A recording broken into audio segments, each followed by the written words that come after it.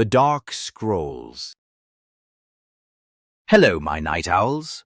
Tonight, we're diving into something catastrophic, a tale of royal blood, shattered crowns, and a woman who refused to let her family's murders go unanswered. We're talking about Margaret of York, the princess who became the most dangerous enemy the Tudor dynasty ever faced. Before you get too cozy, take a moment to like the video and subscribe, but only if you truly enjoy what I create here. And drop a comment telling me where you're watching from and what time it is for you right now.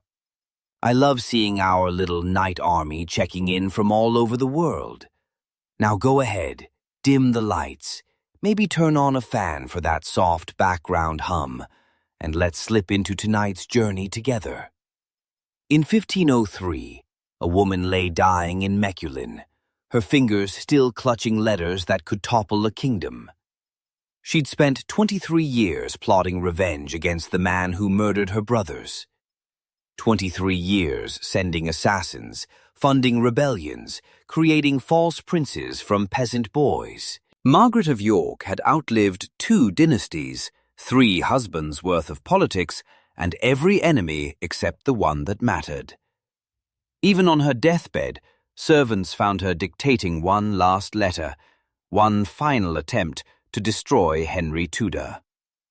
The man who'd stolen her family's throne was still breathing, and that fact was killing her faster than any disease could. But what Henry didn't know, what would haunt him until his own paranoid death, was that Margaret had already set something in motion, something that would make him question every face in his court, every shadow in his palace, every son he'd ever trust with his stolen crown. You need to understand something about being born a York woman in 1446. You weren't born into luxury, you were born into leverage, a breathing, bleeding political contract waiting to be signed. Margaret entered the world at Fotheringhay Castle on May 3rd. The youngest daughter who had survived to adulthood, and from that first breath, she was currency. Her father, Richard, Duke of York, didn't see a daughter. He saw an alliance waiting to happen, a treaty wrapped in baby clothes. Her mother, Cecily Neville, they called her the Rose of Raby, was so beautiful that people whispered she must be sleeping with archers to birth such tall sons. But Cecily wasn't just beautiful, she was vicious. The kind of mother who taught her daughters that marriage was warfare by other means, that love was a luxury they couldn't afford, that survival meant becoming too valuable to kill and too dangerous to ignore. Margaret was the 6th surviving child born into a nursery that was really a battlefield strategy meeting. Her older brothers, Edward and Edmund, were already being groomed for war. George was still in swaddling clothes, but already showing signs of the spectacular stupidity that would define his life. And baby Richard wouldn't arrive for another 6 years. Richard who'd grow up to either save or destroy everything they built, depending on which history you believed. The castle at Fotheringhay wasn't just stone and mortar, it was a fortress of ambition. Every room held conspirators, every meal was a war council, every prayer was a plea for their enemy's destruction. Margaret learned to walk in halls where men planned murders between morning prayers. She learned to talk while listening to her mother encode treason in embroidery instructions. She learned to read from books that traced her family's claim to the throne through bloodlines that mattered more than gospel. Here's what made her different from the start.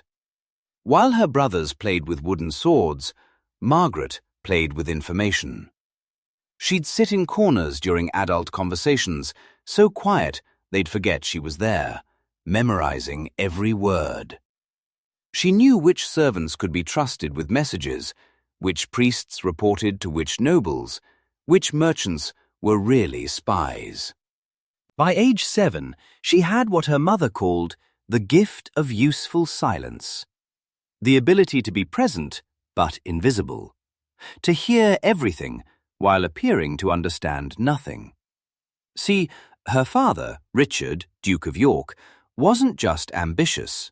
He had a legitimate claim to the throne that was arguably better than King Henry V's. The Lancastrian line came through a usurper, Henry IV, who'd stolen the crown from Richard II. The York claim came through an older line, purer blood, better rights. It was the kind of legal argument that could be settled with documents or with swords, and everyone knew which one it would be. King Henry VI was the perfect enemy because he was the worst possible king. He'd inherited the throne as a baby, grew up weak and pliable, then lost his mind completely. He'd fall into catatonic states that lasted months. He'd forget his own name, his wife's face, his son's existence. He once spent 18 months believing he was made of glass and would shatter if anyone touched him. The court had to conduct business around a king who sat frozen in terror of his own imaginary fragility. While Henry cowered from invisible threats, his wife, Margaret of Anjou, ruled in his name. They called her the she-wolf of France, and she earned it. She was brilliant, ruthless, and absolutely devoted to keeping her son's inheritance intact, which meant destroying the Yorks before they could destroy her. The two Margarets, Anjou and York, would spend their lives as inverse mirrors of each other, both strong women navigating weak men's wars, both believers that mercy was just delayed defeat, both willing to do whatever it took to see their enemies bleed. Baby Margaret's first clear memory wasn't of toys or treats. It was of her mother burning letters in the middle of the night. The smell of scorching parchment, the sound of Cecily whispering, "Not yet, not yet," as she fed another secret to the flames. Margaret stood in her night shift, watching her mother destroy evidence of something that could get them all killed, and learned her first real lesson. Words could be weapons, but only if your enemies found them. By age 9, Margaret's education was deliberately split. In public, she learned what a noble daughter should: dancing, music, languages, scripture, how to manage a household, how to embroider lies as smoothly as silk, how to curtsy to men who wanted her family dead, while smiling like she didn't know about the assassination attempts they'd funded. In private, her mother taught her different lessons: how to read account books and find the hidden expenses that meant someone was stealing, how to recognize poison by smell. Almonds meant arsenic, garlic meant phosphorus. No smell at all meant you were already dead. How to hide gold in dress hems and messages in prayer books. How to make men think you were weak while planning their destruction. The lesson that stuck most came when Margaret was 10. A servant girl was caught carrying messages for the Lancastrians. Cecily had her brought to the solar where Margaret was practicing her needlework. The girl was maybe 16, pretty, trembling. Cecily asked Margaret what should be done with the traitor. Margaret suggested mercy. The girl was young, scared. Maybe she didn't understand. Cecily nodded thoughtfully. Then she had the girl's tongue cut out right there in the solar. The blood splattered across Margaret's embroidery. The girl's screams turned to gurgles, then whimpers, then nothing. "Mercy," Cecily explained, cleaning blood off Margaret's cheek with a silk handkerchief, "is what you show when everyone is watching. Justice is what you do when they're not." The girl lived. Couldn't talk, obviously, but lived. Cecily kept her on as a servant, a walking reminder that the Duchess of York could destroy you and still make you serve her breakfast.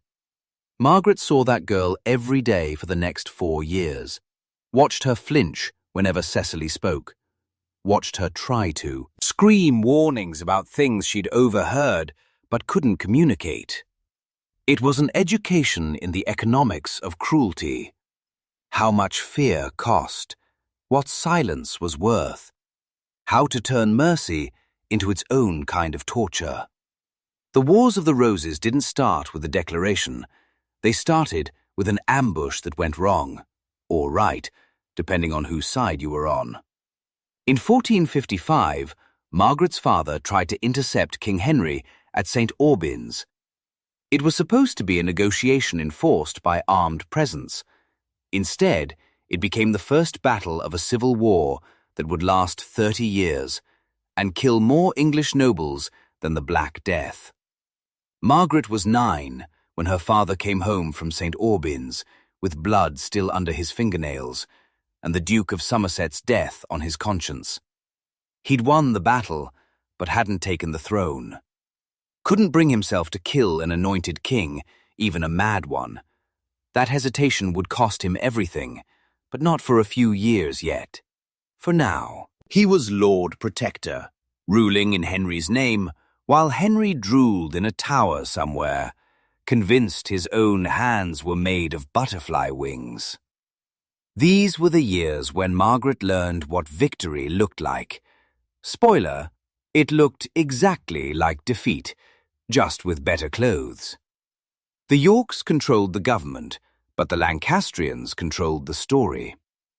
Every decision her father made was portrayed as treason. Every reform was rebellion. Every attempt to stabilize the kingdom was painted as usurpation. Margaret watched her father try to rule honorably in a dishonorable game. Watched him make the classic mistake of thinking good governance mattered more than good propaganda. The Queen Margaret of Anjou hadn't given up. She'd retreated to the Midlands, raising armies and teaching her son that the Yorks were devils in human form.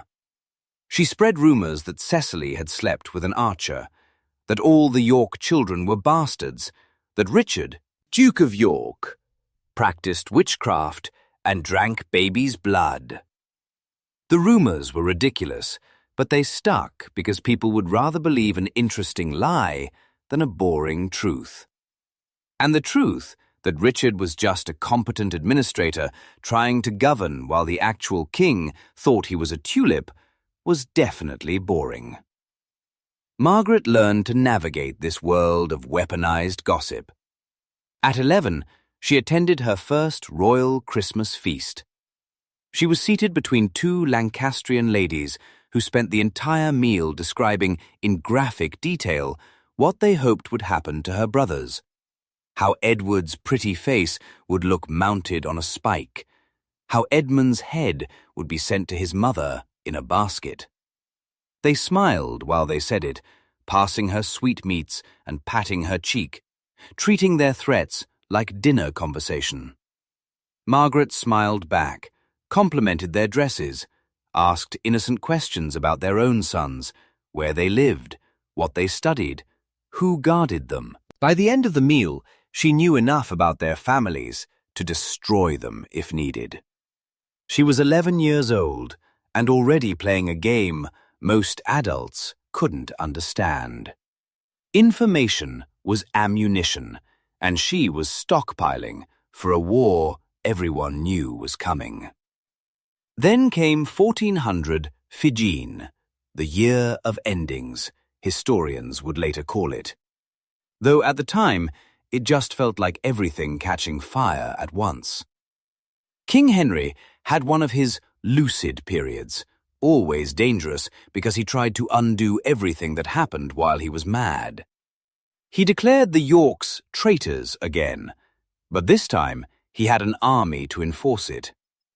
The confrontation came at Elford Bridge. Margaret's father brought his forces, but at the last moment their key allies, the Killala garrison, switched sides. Betrayal in the middle of the night. The York forces evaporated like morning mist. Her father had two choices: fight and die gloriously, or flee and live shamefully. He chose life. The family scattered. Richard and Edmund fled to Ireland. Edward escaped to Killala. Cecily stayed to face the consequences with her younger children, including Margaret. What followed was the Parliament of Devils. Every York property was confiscated, every title stripped, every ally arrested or turned. Margaret, 13 years old, went from being one of the richest heiresses in England to technically being a traitor's daughter with nothing to her name but the clothes she wore. Cecily had to beg, actually beg on her knees, for a pittance to feed her children. The Queen made her do it publicly in front of the entire court, just for the pleasure of watching the proud rows of rab grow gravel. Margaret stood behind her mother during that humiliation, memorizing every face that smiled. Every noble who'd eaten at their table, now laughing at their downfall. Every bishop who'd blessed them, now calling them cursed. She didn't cry, didn't rage, just watched and remembered. Years later, when she had power and money, she'd destroy each of those men so thoroughly their families would change their names to escape the association. But that day, she just stood silent. A 13-year-old girl, learning that humiliation was just anger that hadn't found its weapon yet. They spent 6 months in limbo. Not quite prisoners, not quite free, living on the Queen's mercy, which meant constant surveillance, periodic interrogations, and the daily possibility that today might be the day they were quietly executed. Margaret learned to sleep light, ready to run. Learned to hide jewelry in her hair that could be sold for passage to Ireland. Learned to smile at guards while calculating how long it would take to reach their throats with her mother's sewing scissors. Then December 1460 arrived like divine judgment. Her father and Edmund had returned from Ireland with an army. They marched south while Edward sailed from Killala. The plan was to catch the Lancastrians in a pincer movement, trap them between two forces, end this war once and for all. Instead, they walked into catastrophe. The Battle of Wakefield wasn't just a defeat, it was deliberate humiliation. Margaret's father, Richard, Duke of York, had accepted a Christmas truce. The Lancastrians broke it, ambushed his camp, slaughtered his forces while they were half-armed and completely unprepared. Richard died fighting, which was probably how he wanted it, but Edmund, 17-year-old Edmund, barely old enough to grow a beard, was captured alive. They made him kneel on Wakefield Bridge, made him beg for his life, while the Lancastrian lords laughed. Lord Clifford, whose father had died at St. Bulbins, personally executed him. "Your father killed mine," he said, "so now I'll kill his cubs."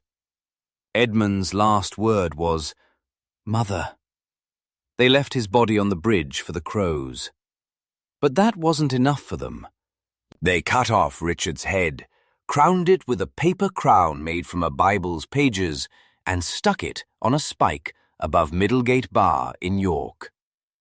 The paper crown, mockery of his royal ambitions, stayed there for weeks, rain-soaked and rotting, while his face decomposed for all to see. They put Edmund's head next to him, father and son reunited in death and degradation. The messenger who brought word to Cecily collapsed before he could finish, not from exhaustion, from fear. He knew what this woman was capable of when angry. Cecily listened to the full report in silence. Then she turned to Margaret and her surviving children and said, very calmly, "Now we don't have to pretend to forgive anyone. Margaret was 14 years old, and she'd just learned that truces were lies, mercy was weakness, and the only rule that mattered was winning. Within 3 months, her brother Edward would prove he'd learned the same lessons. The Battle of Taunton, fought in a blinding snowstorm on Palm Sunday, 1461, was less battle than butchery. 28,000 men died in a single day. The snow was so thick, soldiers couldn't tell friend from foe, so they just killed everyone. The Lancastrians broke first, tried to flee across the Cockbeck River, but the bridge collapsed under the weight of panicking men. They drowned by the hundreds, their bodies damming the river until men could walk across on corpses. Edward didn't just win, he annihilated. Every captured Lancastrian noble was executed on the spot. No trials, no mercy, no exchanges. When local priests complained about executing men on Palm Sunday, Edward replied that Christ had died to forgive sins, so he was just sending them to collect their forgiveness personally. He was 18 years old, 6'4", golden-haired, and covered in so much blood that witnesses couldn't tell what color his armor had been. By sunset on Palm Sunday, Edward of York was functionally King of England. The former King Henry V had fled to Scotland. Margaret of Anjou had escaped to France with her son. The Lancastrian cause was broken, scattered, leaderless. London opened its gates to Edward without resistance. On June 28, 1461, he was crowned King Edward IV in Westminster Abbey. Margaret watched her brother's coronation from the best seat in the cathedral. She was 15, wearing a dress that cost more than most knights' annual income, trying not to think about how it was paid for with dead men's gold. The same nobles who'd laughed at her mother's begging now knelt before her brother. The same bishops who'd called them cursed now proclaimed them blessed. The same merchants who'd refused them credit now offered unlimited loans. But Margaret wasn't celebrating. She was studying, watching how quickly loyalty shifted, how easily oaths were broken and remade, how the difference between traitor and hero was just who won the last battle. She saw her brother George, now Duke of Clarence, already looking petulant that he wasn't closer to the throne, saw their youngest brother, Richard, just 9 years old, standing perfectly still for the entire 3-hour ceremony, already showing the self-control that would make him dangerous. During the coronation feast, Margaret overheard 2 Lancastrian widows, women whose husbands had died at Taunton, discussing whether Edward would marry their daughters. The bodies weren't even buried, and they were already planning how to join the winning side. That's when Margaret understood that victory wasn't about defeating your enemies, it was about making them betray themselves to join you, making their survival depend on your success. Edward took to kingship like he'd been born for it, which, according to their family's version of history, he had been. He was brilliant at being king in public, charming, generous, magnificently royal. Women loved him, and he loved them back, enthusiastically and often. Men admired him even when he was seducing their wives. He could drink anyone under the table, then wake up fresh and ready to govern. He made being king look easy, which was its own kind of genius. But Margaret saw what others missed. The way Edward's hands shook after signing death warrants, how he drank more after executions, the nightmares that made him cry out for Edmund. The crown was heavy, and Edward carried it by pretending it weighed nothing. He buried his grief under feast after feast, woman after woman, victory after victory. But grief doesn't go away just because you ignore it. It just ferments into something more dangerous. The marriage question started immediately. Every unmarried princess in Europe was suddenly available. The King of France offered his sister. The Duke of Burgundy hinted about alliances. Spanish princesses, Scottish princesses, German princesses. The offers poured in like wedding invitations to a feast of power. Edward entertained them all, made promises to none, and secretly married a widow named Elizabeth Woodville in a ceremony so private that only the priest and 2 witnesses knew about it for months. When Edward finally announced his marriage, the court exploded. Elizabeth Woodville wasn't foreign royalty who could bring alliances. She wasn't even noble. Her father was a mere knight. Worse, she was a Lancastrian widow with 2 sons from her previous marriage. She was beautiful, yes, but beauty didn't bring armies or trade agreements.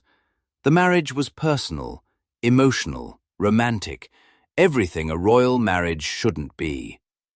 Margaret understood before anyone else what this meant. Edward had just declared that he'd make decisions based on what he wanted, not what the kingdom needed. It was simultaneously admirable and catastrophic. A king who followed his heart was a king who could be led by it. And Elizabeth Woodville, with her blonde hair and grey, her eyes and perfect smile, had just proven she could lead Edward anywhere she wanted. The Woodvilles flowed into court like a sudden wave of silk-clad relatives. Elizabeth had 5 brothers and 7 sisters, all of whom suddenly needed titles, marriages, and positions. Within 2 years, the Woodvilles held more influence in the English government than families who had been noble for centuries. They were everywhere, in the treasury, the military, the church. Elizabeth's father, who had once been relatively unknown, was now Earl Rivers. Her 20-year-old brother John married the Duchess of Norfolk, who was 65 and one of the wealthiest women in England. It was bold, dramatic, and completely legal. Margaret watched this rise with a mix of fascination and concern. Not because she cared about bloodline purity, that was a game for people who didn't understand real power, but because she recognized how it fractured Edward's support. The Earl of Warwick, who had helped put Edward on the throne, was furious. George of Clarence, already jealous of Edward, now had the Woodvilles to hate too. The nobility who'd fought for York were being displaced by upstarts who'd fought against them. This was when Margaret learned another crucial lesson. Victory creates more enemies than defeat. When you lose, your enemies feel safe ignoring you. When you win, everyone who helped you win thinks they deserve more than they got. Edward had united the nobility against the Lancastrians. Now, without that common enemy, they were turning on each other. Margaret's own position was precarious but powerful. As the king's sister, she was the most valuable unmarried woman in England. Every conversation was a negotiation for her future. Every smile was analyzed for preference. Every dance was a diplomatic mission. She couldn't show favor to anyone without starting rumors, couldn't refuse anyone without causing offense. She existed in perfect, paralyzing balance. The marriage. Negotiations for Margaret started in earnest in 1465. She was 19, past the usual age for a first marriage, but her value had only increased with age and Edward's crown. The Duke of Burgundy wanted her for his heir, Charles the Bold. The King of France, wanted her for anyone who wasn't Charles the Bold. Scotland made offers. Portugal sent portraits. Even the Holy Roman Emperor expressed interest, though that may have just been to annoy France. Margaret preferred Burgundy, not because she had any romantic notions about Charles. She'd heard enough about his temper to know better. But Burgundy was rich, powerful, and, most importantly, far enough from England to give her independence, but close enough to maintain influence. Plus, Burgundy controlled the wool trade, and English prosperity depended on wool. A marriage alliance would secure both economies. But Edward hesitated for 3 years.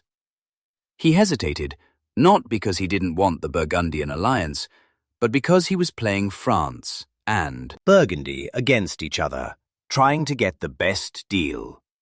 Meanwhile, Margaret, aged 20, 21, 22. In medieval terms, she was approaching spinsterhood. Younger princesses were entering the marriage market. Her value was starting to depreciate. Margaret didn't wait passively. She learned everything about Burgundy, its politics, economics, culture, conflicts. She studied Charles's first wife, Isabella of Bourbon, who died mysteriously after 8 years of marriage. She memorized Burgundian court etiquette, learned their dialect of French, studied their trade routes. If she was going to be sold to Burgundy, she'd arrive as an asset, not a burden. She also built her own network, ladies-in-waiting who were really informants, merchants who carried her letters along with their goods, priests who heard confessions and reported interesting sins. By the time she left for Burgundy, she had eyes and ears in every major English town.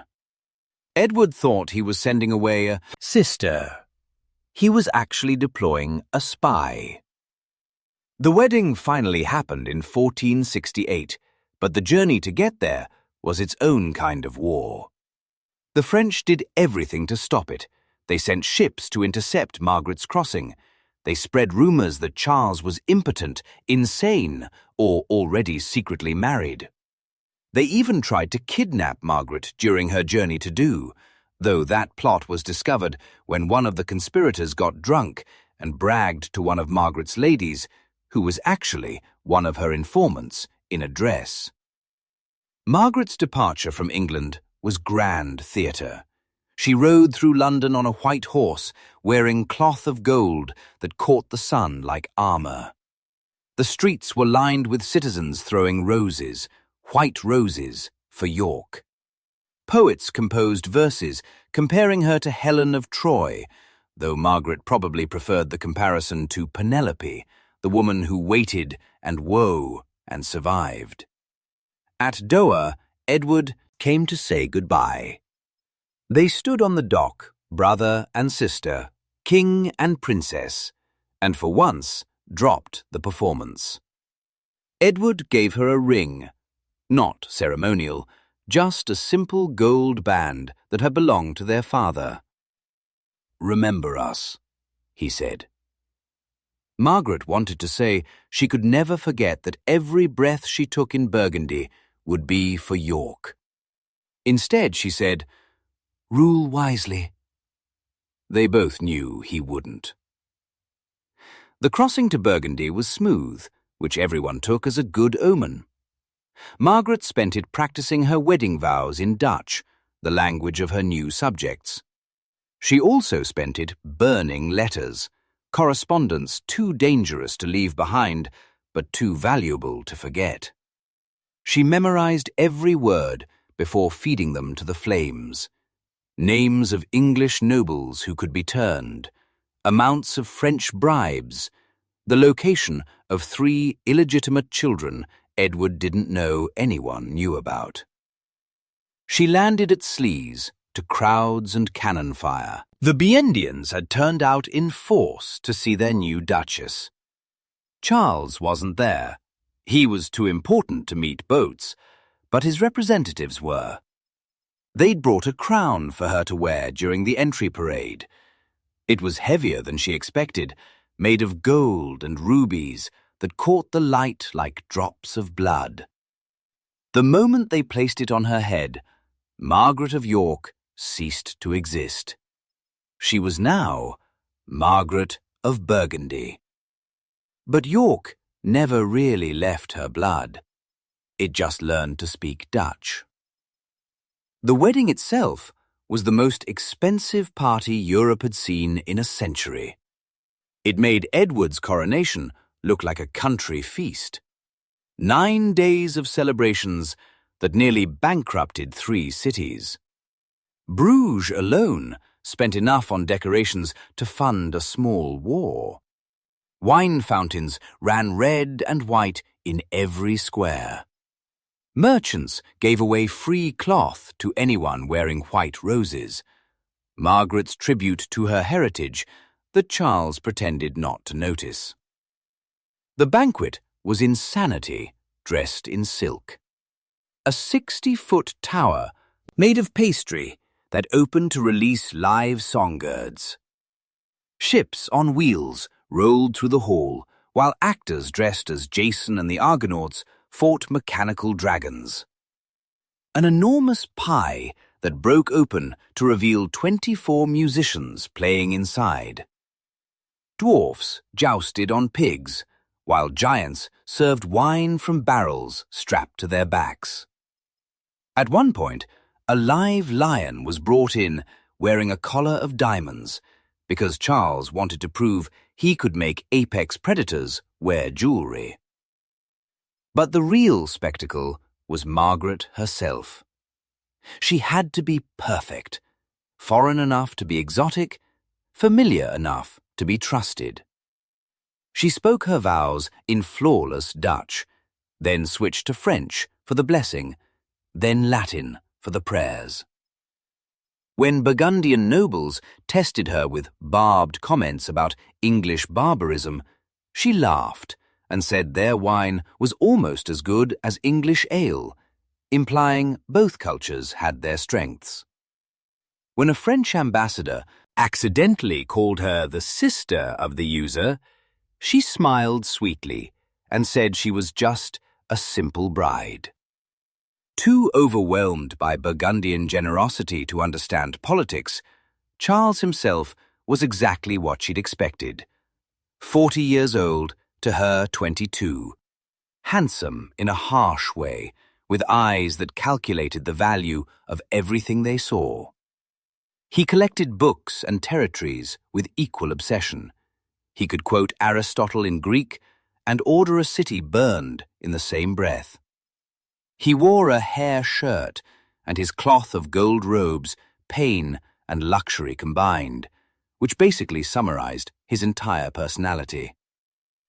Their wedding night was political theatre, performed before an audience. The court literally watched them get into bed together. Nobles stood around the marriage bed, while priests blessed the sheets, and Margaret's mother-in-law made jokes about hoping for a grandson by morning. The curtains were drawn for exactly 1 hour while the court waited outside. Some claimed they heard Margaret cry out. Others said there was only silence. When the curtains opened, Charles emerged to announce the marriage was consummated. Margaret stayed in bed, staring at the canopy, calculating how to turn this humiliation into power. But here's what those watching courtiers missed. After they left, Charles returned to the bed and talked to Margaret for 3 more hours.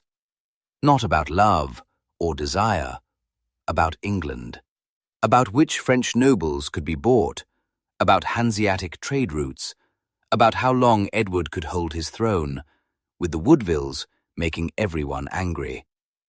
This wasn't a marriage, it was a merger. 2 brilliant, cold people recognizing each other as useful tools. Margaret threw herself into her new role with terrifying efficiency. Within 6 months, she'd reorganized the Duchess's household, cutting expenses by 30% while somehow making it look more luxurious.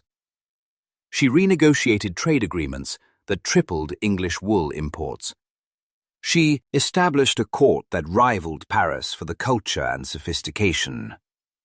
She became Charles's most trusted advisor on English affairs, which meant she read every letter between Burgundy and England before anyone else.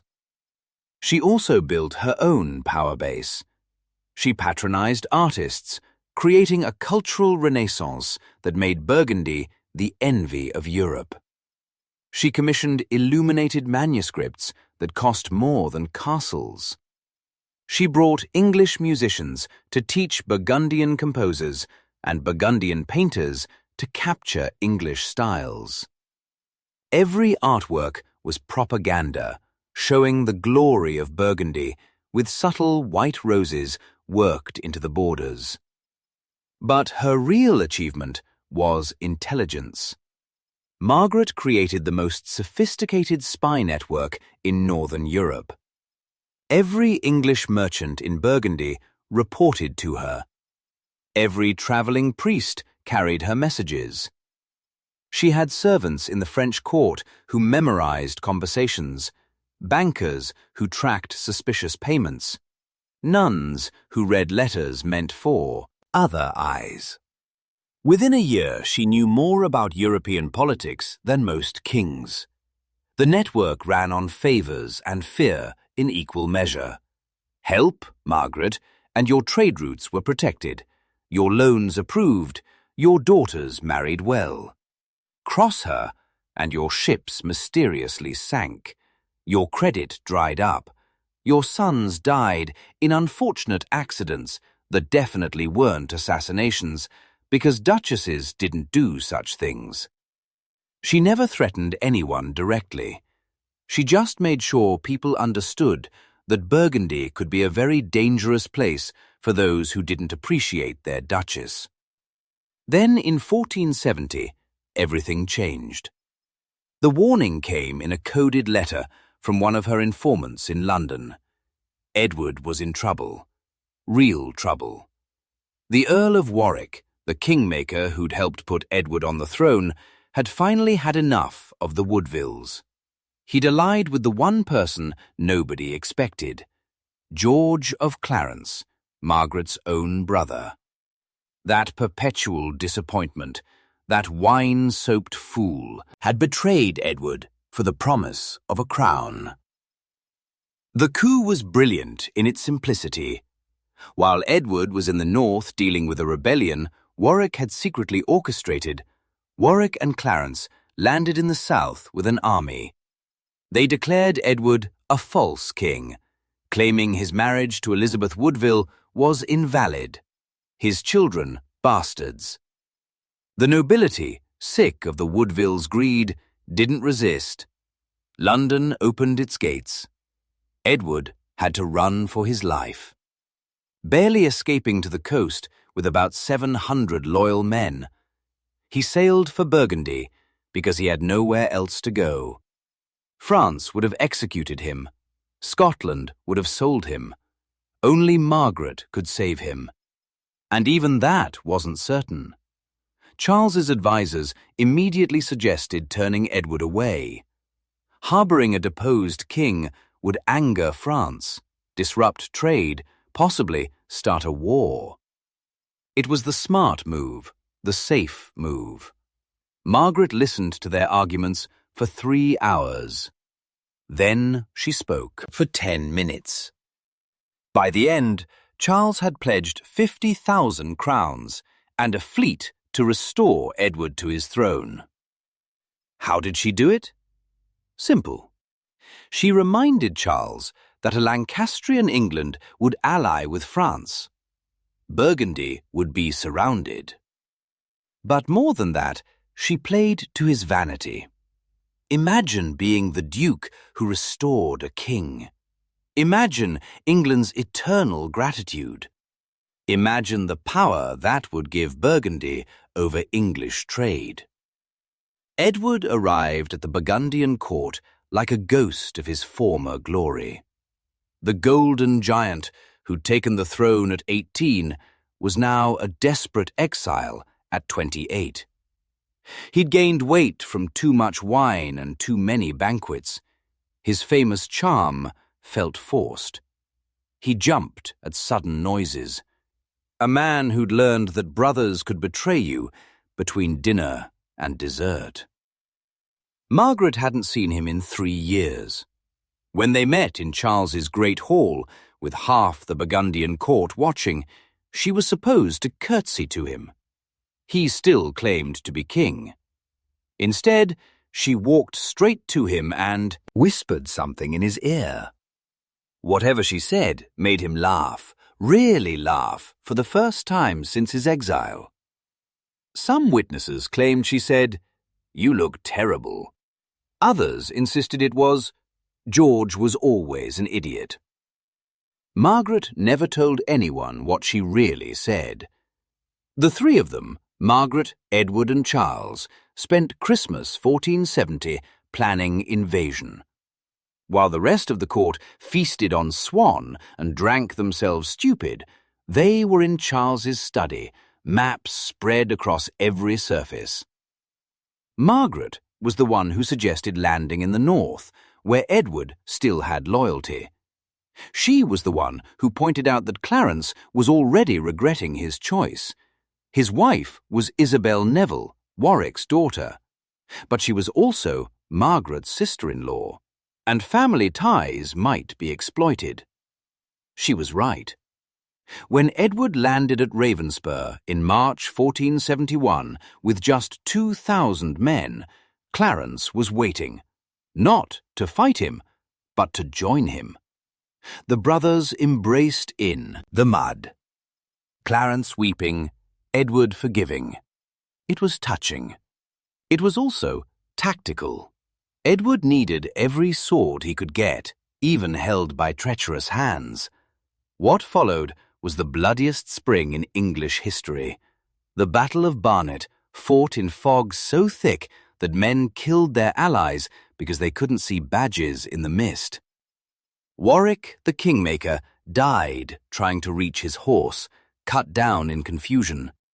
Then Tewkesbury, where the 17-year-old Lancastrian Prince of Wales was butchered despite crying for mercy. Some say Edward killed him personally. Others say it was Clarence trying to prove his new loyalty. Or maybe it was Richard, just 18, but already earning his reputation for necessary violence. Margaret got the news in Bruges. Edward was king again. The Lancastrian line was essentially extinct. Mad King Henry would die, mysteriously in the Tower within days. Melancholy, they'd call it. The kind that left bruises, shaped like hands, around your throat. The Wars of the Roses were over. York had won. Her brothers controlled England. Absolutely. But Margaret knew better than to celebrate. Victory was just another word for until next time. And she was right, because Edward, drunk on victory and grateful for survival, had just made the stupidest decision of his reign. He'd forgiven Clarence completely, given him back his lands, titles, position, invited the traitor back to the heart of power. Margaret wrote letter after letter warning Edward. A man who betrayed once would betray again. Weakness and greed were a fatal combination, and Clarence had both in abundance. But Edward believed in the power of charm and forgiveness. He thought love could overcome ambition. He thought brothers were bound by blood. Margaret knew better. Blood was just another liquid that could be spilled for power. The next few years were deceptively peaceful. Edward ruled, the Woodvilles grabbed, Clarence sulked, and Margaret watched from Burgundy as her family played out a tragedy anyone could see coming, except them. She kept her spy network active, her correspondence constant, her warnings ignored. Every letter from England carried the same news, dressed in different words. Everything was fine until it wouldn't be. Charles, meanwhile, had decided to become Charlemagne, or Alexander, or whoever would let him wear a crown instead of a ducal coronet. He wanted to unite all his territories into a kingdom, which meant conquering everything between them. First Lorraine, easy enough, barely a real fight. Then the Swiss cantons, the Swiss, mountain people who'd been killing invaders since Rome and had gotten very, very good at it. Margaret tried to warn him. She'd studied military history, while other duchesses studied poetry.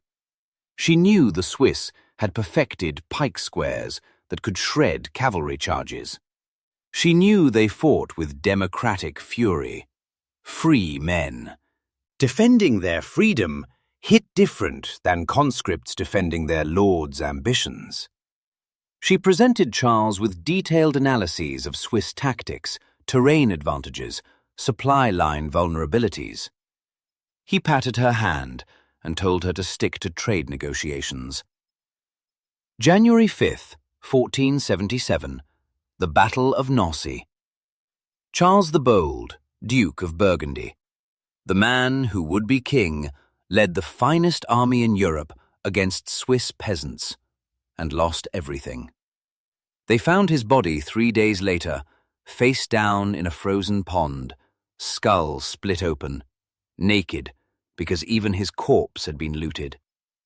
The richest duke in Europe died bare-ass in a ditch, picked clean by mountain men who didn't care about his dreams of empire. Margaret got the news while reviewing wool shipments. They say she didn't cry, didn't scream, just carefully set down her quill, dismissed everyone, and sat in silence for 3 hours. When she emerged, she'd already written 18 letters, orders, plans, contingencies. Because while everyone else was mourning or celebrating Charles's death, Margaret was calculating what it meant for the elaborate chess game she'd been playing for 9 years. Charles left behind a 20-year-old daughter, Mary, unmarried, vulnerable, the richest heirs in Europe, with every wolf on the continent racing to claim her. Within hours of Charles's death, Louis V of France, the Spider King, was mobilizing armies. The Holy Roman Emperor was making similar plans. Every unmarried prince in Europe was already on the road to Burgundy. Margaret took control. Not officially, she had no legal right, but in chaos, competence looks like authority. She fortified the borders with her personal funds. She paid the armies back wages to keep them from deserting, or worse, switching sides. She negotiated temporary truces with enemies who thought a widow and an orphan would be easy prey. Most importantly, she took Mary under her protection. The girl was paralyzed, her father dead, armies marching toward her, every advisor pushing different suitors for their own benefit. Margaret was the only one Mary could trust, the only one without a son to push forward or a brother to advocate for. The solution was marriage, obviously, but to whom? Louis I wanted Mary to marry his 7-year-old son, essentially making Burgundy French in everything but name. The English ambassador's smelling opportunity suggested one of Margaret's brothers, even Clarence, because apparently fraternal betrayal and spectacular incompetence weren't deal-breakers in royal marriage negotiations. Margaret orchestrated Mary's choice, Maximilian of Habsburg, not because she loved the Habsburgs, but because they were far enough away to let Burgundy maintain independence, strong enough to fight France, and, most importantly, ambitious enough to be manipulated. The wedding happened so fast, Maximilian arrived still dusty from hard riding. Within a year, Mary was pregnant. Within 3 years, she was dead, thrown from her horse while hunting, spine shattered, dying in agony while begging Margaret to protect her children. And just like that, Margaret was no longer a duchess. She was a dagger, a widow without children of her own, her stepdaughter dead, her step-grandchildren Habsburg property. Technically, she should have retired to a convent. That's what childless widows did. They disappeared gracefully into irrelevance and prayer. Instead, Margaret negotiated herself a dagger portion, lands and incomes that would support her independently. She established herself at Meculan, turning it into her own miniature court, and she began playing a much longer, much darker game. Because while she'd been managing Burgundy's collapse, something unforgivable had happened in England. April 9th, 1483, Edward IV died. He was only 40. They said it was fever or poison or too much wine and women finally collecting their debts. Nobody knew for sure, but Margaret knew what it meant. Edward's heir was 12-year-old Edward V, a child king in a kingdom that ate children alive. The news reached Margaret in fragments. First, that Edward was ill, then that he was dying, then that he was dead, then that everything was falling apart faster than anyone could track. Richard, their youngest brother, quiet Richard, loyal Richard, Richard, who'd stood by Edward through every battle, had been named Lord Protector. Good, sensible, the boy needed guidance. Then came the next letter. Richard had declared Edward's marriage invalid. All his children were bastards. Something about a pre-contract with another woman, conveniently revealed only after Edward was too dead to dispute it. Then the next letter. Richard had taken the throne. The two princes, Edward V and his younger brother, were in the Tower for their protection. Then the final letter. The princes hadn't been seen for weeks. They were gone. No bodies, no funeral, no explanation. Just two boys who walked into the Tower and never walked out. Margaret read this last letter 3 times. Then she burned it. Then she sat at her desk and began writing a different kind of letter. Not to Richard. What was the point? He'd already chosen his path. Not to the English nobles. They'd already bent the knee. But to every enemy England had ever made, every exile, every dispossessed heir, every ambitious second son looking for a cause. Because Margaret had just made a decision. If Richard could steal the throne by declaring children bastards, if he could murder boys whose only crime was their birth, then the game had no rules anymore. And if the game had no rules, Margaret was going to play it her way. She could have accepted it. Richard was still her brother. He even wrote to her explaining his actions. Necessity, stability. The boys were Edward's mistakes, not York blood. Politics required hard choices. Family was family. She could have stayed quiet, stayed safe, stayed irrelevant. Instead, Margaret decided to destroy everything. Not immediately. Margaret was too smart for hot revenge. She waited. She gathered information. Richard's reign was already shaky. The nobility didn't trust child killers, even when they benefited from the killing. The common people whispered about the princes. Richard's own wife, Anne Neville, was dying, and rumours said he planned to marry Elizabeth of York, his own niece, Edward's daughter, to solidify his claim. Even medieval standards had standards, and that crossed them. Then came Henry Tudor, a nobody really, a quarter Welsh exile with a claim to the throne so weak it was almost funny. Through his mother, Margaret Buffet, who descended from John of Gaunt's bastard line that had been legitimised, but specifically barred from the throne, He'd been hiding in Brittany for 14 years, so insignificant that Edward had stopped bothering to have him assassinated. But Henry had one thing Richard didn't: clean hands.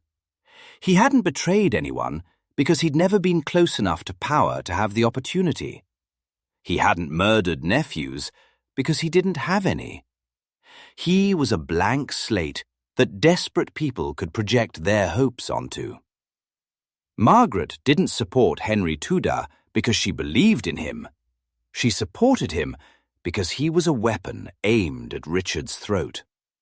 Every coin she sent to Brittany, every mercenary she hired, every letter she wrote to disaffected Yorkists, it was all designed to hurt Richard, to make him feel what those boys must have felt in the Tower: alone, betrayed, terrified.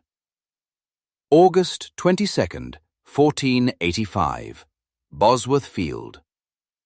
Richard died screaming for a horse, abandoned by half his army, hacked to pieces in a muddy field. They stripped his corpse naked, slung it over a horse like butchered meat, paraded it through Leicester. The last Plantagenet King of England died like a common criminal. Henry Tudor picked the crown out of the mud, put it on his head, and became Henry VII. Margaret got the news in September. Both her brothers dead. Edward poisoned or exhausted, Richard butchered. The boys she'd grown up with, plotted with, loved despite everything, gone. The York dynasty was finished.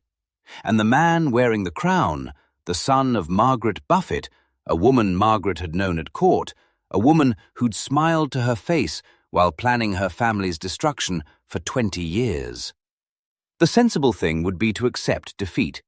She was 40 years old, widowed in a foreign country. Her family was dead or scattered. Henry Tudor had won. He'd even married her niece, Elizabeth of York, uniting the two roses. The wars were over. Time to retire gracefully. Margaret started recruiting assassins, but not obviously. First, she grieved publicly, wore black for a full year, commissioned masses for her brothers' souls, sent a polite letter of congratulation to Henry and Elizabeth on their marriage. She was the perfect image of a defeated woman accepting God's will. Henry's spies, and he had many, reported that the Duchess of Burgundy had accepted the new order. Meanwhile, Margaret was building something beautiful, a factory for fake princes. She found the first one in Ireland, a 10-year-old boy named Lambert Simnel. Blonde, delicate features, the right age to be Edward, Earl of Warwick, Clarence's son, one of the last male Yorks. Never mind that the real Edward was locked in the Tower, details had never stopped anyone before. A priest named Richard Simon had been training the boy, teaching him to walk like a prince, talk like a prince, wave like a prince. Margaret didn't believe for a second this child was her nephew, but she threw her full support behind him anyway. Money, 2,000 German Landsknechts, letters to every Yorkist exile dreaming of restoration. May 1487, they crowned Lambert Simnel as King Edward V in Dublin Cathedral. The Archbishop performed the ceremony with absolute seriousness, probably because Margaret was paying him enough to buy his own cathedral. Ireland didn't care if the boy was real. Ireland hated England, and they'd crown a sheep if it annoyed the English. June 16th, 1487. The Battle of Stokefield. The last battle of the Wars of the Roses, though nobody knew it yet. Lincoln, Margaret's actual nephew, the one who might have had a real claim, led the invasion. He died on the field with a sword in his hand, the last York prince to die fighting for the throne. The Landsknechts fought to the last man because that's what they were paid to do. The Irish were slaughtered trying to fight knights with farming tools. Lambert Simnel. Henry captured him alive. But instead of executing him, Henry did something brilliant. He made the boy a kitchen servant. A child who'd been crowned king, now turning spits in Henry's kitchen. Every feast there was the pretender serving soup to lords who'd once knelt before him. The humiliation was art. The message was clear.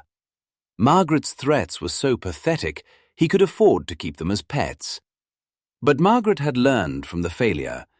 Next time she needed someone better, older, more convincing. Someone who could play a prince rather than just wear the clothes. She found him in Torai, 17 years old, beautiful in that dangerous way that made people want to believe impossible things. They called him Perkin Warbeck, though that probably wasn't his real name. His official story: he was Richard, Duke of York, the younger prince from the Tower. He'd escaped murder, been smuggled to Flanders, raised in secret. Now he was ready to claim his throne. It was nonsense, but Perkin could cry on cue when talking about his murdered brother. He could describe palace rooms he'd never seen with perfect accuracy. Because Margaret had trained him for 2 years, feeding him her memories until he believed them himself. She taught him how Edward laughed, how the palace at Westminster smelled after rain, the pet names the family used, details only an insider would know. By 1492, Perkin Warbeck had the backing of the Holy Roman Emperor, the King of France, and James II of Scotland, who liked him so much he gave Perkin his cousin in marriage, Lady Catherine Gordon, a woman far too good for a fake prince.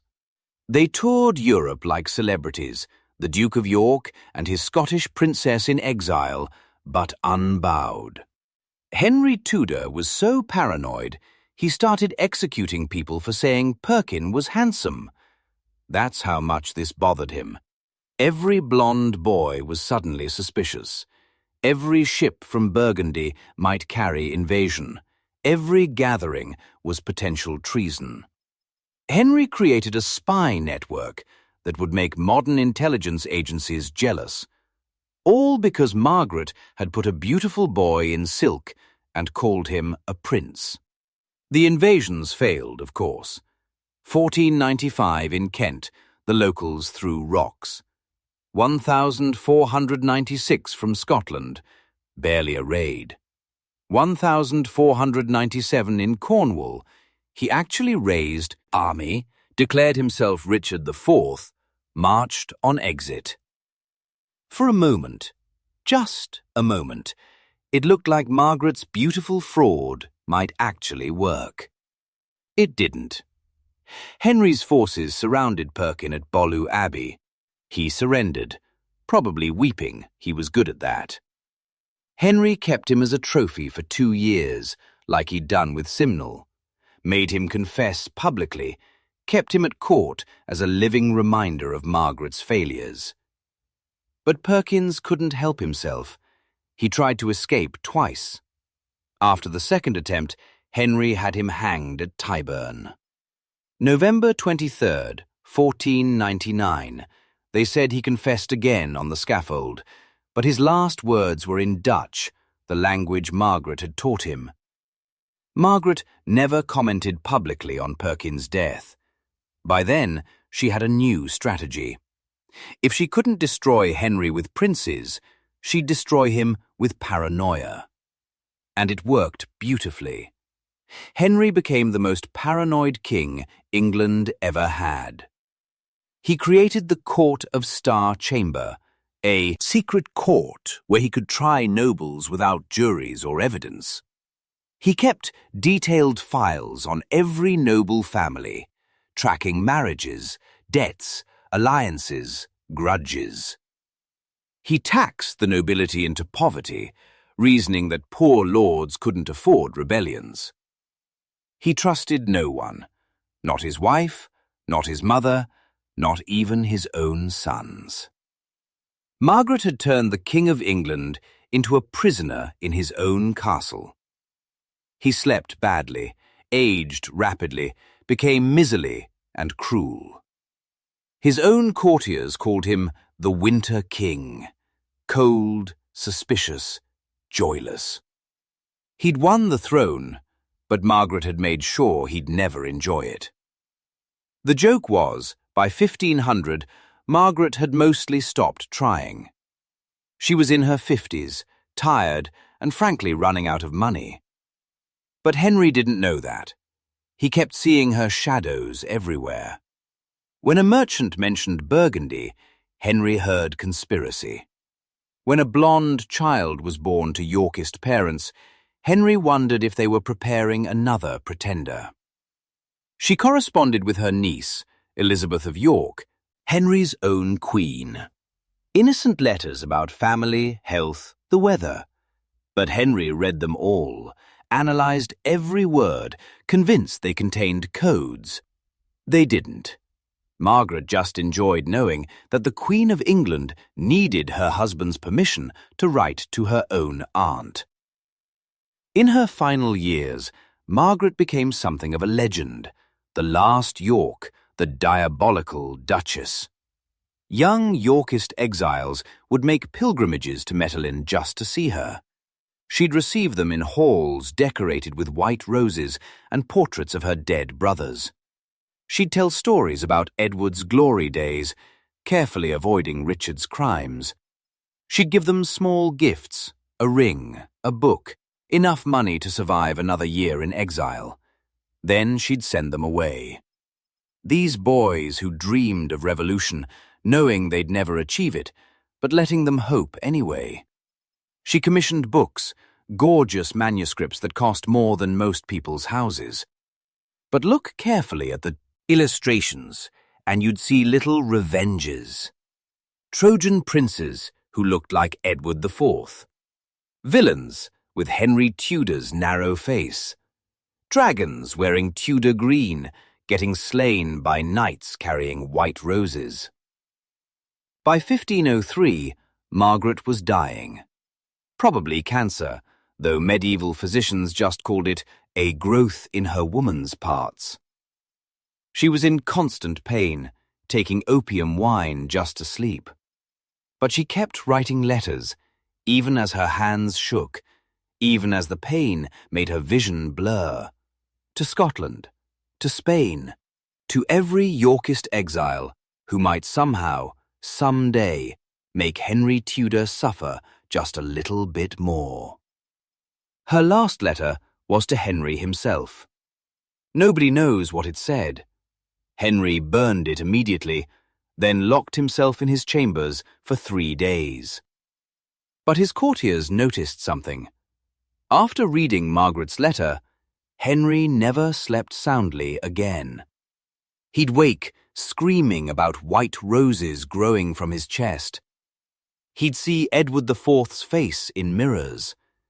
He became convinced his own son, Prince Henry, was plotting against him. Margaret of York died on November 23, 1503, the exact same date Perkins Warbeck had been hanged 4 years earlier. Maybe coincidence. Maybe she'd been holding on, waiting for that anniversary. She died at night, clutching a white rose badge, smiling. The kind of smile that suggested she knew something nobody else did. They buried her in the Franciscan church in Mettelin. Simple black marble, no effigy, just her name and titles. Duchess of Burgundy, sister to King Edward III. Nothing about the 23 years she'd spent trying to destroy the Tudor dynasty. Nothing about the fake princes, the failed invasions, the successful campaign of psychological warfare. Just a woman's name and a dignity that couldn't be taken away. Henry Tudor lived 6 more years after Margaret's death. 6 years of increasing paranoia, failing health, and absolute certainty that somewhere, somehow, Margaret's last plot was still unfolding. He died in 1509, rich but miserable, powerful, but sleepless. They say his last words were, "The roses, the white roses." But that might just be Tudor propaganda in reverse. Here's the truth. Margaret of York lost every battle she fought. The Tudor ruled England for over a century. Her pretenders are remembered as jokes. Lambert Simnel, the kitchen boy. Perkin Warbeck, the beautiful fraud. Nobody names their daughters after Margaret of York. She's the villain in every Tudor historian's narrative when they remember her at all. But she also won in the way that mattered most. She made Henry VII's victory worthless. What good is winning a throne if you can never sit comfortably on it?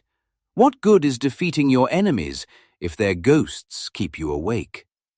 She turned winning into its own kind of losing.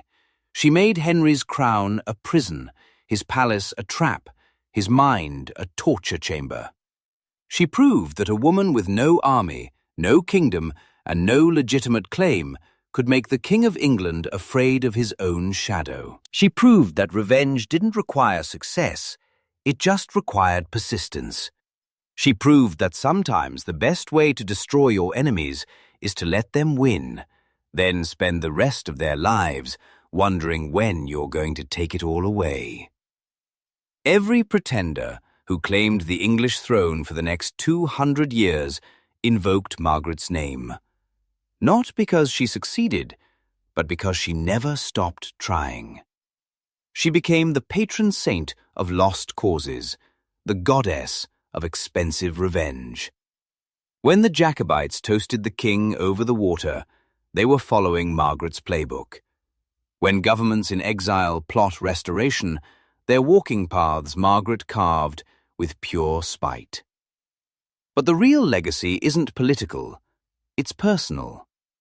Margaret of York proved that sometimes the only response to injustice is unreasonable, unsustainable, absolute refusal to accept it.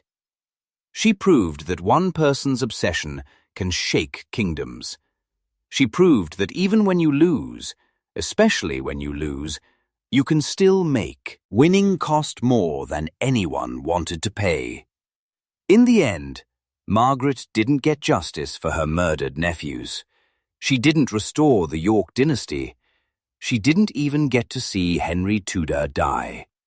But she did something better. She made sure he never, not for one single day of his reign, felt safe. She turned his victory into a life sentence of fear. She made him understand that crowns stolen in blood would always feel too heavy, fit too loose, shine too dim, and that smile on her deathbed.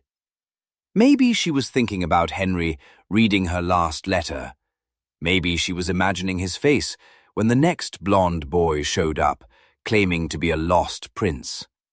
Or maybe she just enjoyed knowing that somewhere in Westminster Palace, the King of England was sleeping badly, dreaming of white roses growing from his chest, wondering if death was really enough to stop Margaret of York. It wasn't. Some ghosts don't need to be real to haunt you. They just need you to believe they might be.